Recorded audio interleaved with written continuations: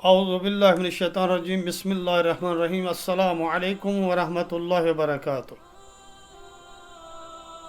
آج کا ہمارا جو ٹاپک ہے اولاد کی تربیت میں، وہ یہ ہے کہ قرآن کریم میں، وہ بھی سورہ بقرہ آیت نمبر 187 میں، پروردگار عورتوں کو مردوں کا لباس قرار دے رہا ہے اور مردوں کو عورتوں کے لباس کی تشبیہ دی گئی ہے۔ عورتیں تمہارا لباس ہیں اور تم ان کا لباس ہو۔ مردوں اور عورتوں کو لباس کیوں کہا گیا ہے قرآن کریم میں؟ جیسا کہ ارشاد باری تعالیٰ ہوتا ہے، ہن لباس لکم، وہ تمہارا لباس ہے، وانتم لباس لہن، اور تم ان کا لباس ہو۔ یعنی یہاں سے لباس سے کیا مراد ہے؟ نمبر 1، لباس انسان کو سردی اور گرمی سے محفوظ رکھتا ہے۔ سردی ہوتی ہے تو انسان گرم کپڑے پہنتا ہے، وہی لباس اس کو سردی سے بچاتا ہے۔ اور اگر گرمی ہوتی ہے تو انسان اس گرمی کے مطابق کپڑے پہنتا ہے، لباس پہنتا ہے، تاکہ اسے گرمی نہ لگے۔ جس طرح لباس انسان کو سردی اور گرمی سے انسان کی حفاظت کرتا ہے۔ نمبر 2، لباس عیبوں کو چھپاتا ہے۔ اگر آپ کے بدن پر زخم ہیں یا کوئی نشان ہے، یا آپ کا بدن ایسا ہے، تو جب آپ لباس پہنتے ہیں تو لباس ان کو ڈھانپ دیتا ہے، چھپا دیتا ہے۔ نمبر 3، انسان کے جسم کے لیے باعث زینت بنتا ہے لباس۔ انسان لباس بغیر، اگر انسان ننگا ہو، لباس نہ پہنے، یا اس قسم کا لباس پہنے کہ جو نہ پہننے کے برابر ہو، یعنی اس نے لباس پہنا ہوا بھی نہیں ہے، آج کل افسوس کے ساتھ کہنا پڑتا ہے جو لباس آ چکے ہیں، تو انسان کے جسم کے لیے باعث سے زینت بنتا ہے لباس۔ ابھی آتے ہیں پہلے پوائنٹ کی طرف، کہ لباس انسان کو گرمی اور سردی سے محفوظ رکھتا ہے، تو پروردگار نے قرآن کریم میں کیوں شبیہ قرار دیا ہے، تشبیہ دی ہے عورتوں کو لباس کے ساتھ اور مردوں کو عورتوں کے لباس کے ساتھ؟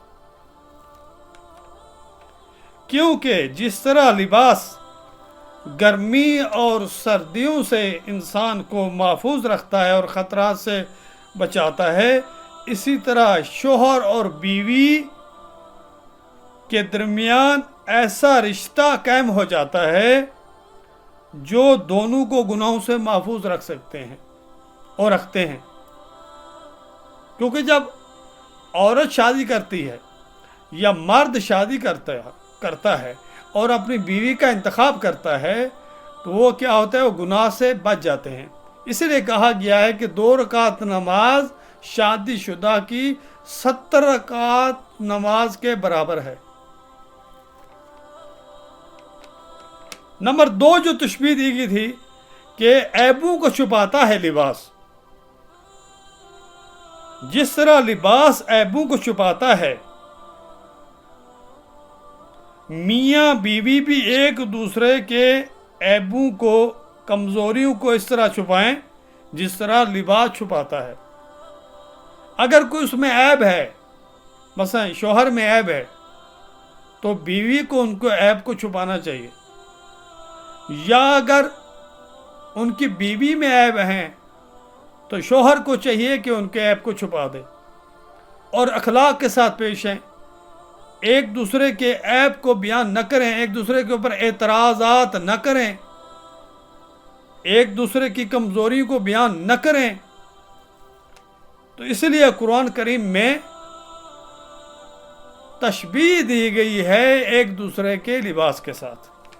نمبر 3 جو آخری نقطہ ہے وہ یہ ہے، جس طرح لباس جسم کی زینت ہوتا ہے، اسی طرح میاں بیوی بھی ایک دوسرے کے لیے باعث زینت بنتے ہیں، ایک دوسرے کی عزت ہیں، غیرت ہیں، اور ایک دوسرے کی زینت ہے۔ اگر بیوی نیک ہے، صالح ہے، پرہیزگار ہے، باعفت ہے، با پردہ ہے، با اخلاق ہے، اچھی سیرت کی مالکہ ہے، تو وہ شوہر کے لیے باعث زینت ہے۔ اسی طرح سے شوہر اگر باعث مثلا پرہیزگار ہے، متقی ہے، نیک ہے، با اخلاق ہے، ایک دوسرے کا احترام کرتے ہیں، وہ بیوی کا احترام کرتا ہے، بیوی اس کا احترام کرتی ہے، اس لیے قرآن کریم میں اس کو دونوں کو ایک دوسرے کا زینت قرار دیا گیا، انہیں لباس کے ساتھ تشبیہ دی گئی ہے۔ تو مرد کا نیک ہونا، صالح ہونا عورت کے لیے باعث زینت ہے، اور عورت کا نیک ہونا مرد کے لیے باعث زینت ہے۔ امید ہے کہ انشاءاللہ تعالی ہم اس سے اچھا درس لیں گے اور میاں بیوی ایک دوسرے کا اکرام اور احترام کریں گے، تاکہ جو ہماری آنے والی نسلیں ہیں، جو ہماری جو اولادیں ہیں، وہ بھی والدین کے اکرام احترام کو دیکھ کر، ان کے ان چیزوں کو دیکھ کر وہاں سے سبق یاد کریں، سبق سیکھیں اور اپنے آپ کو معاشرے میں نیک اور صالح بنائیں۔ والسلام علیکم ورحمۃ اللہ وبرکاتہ۔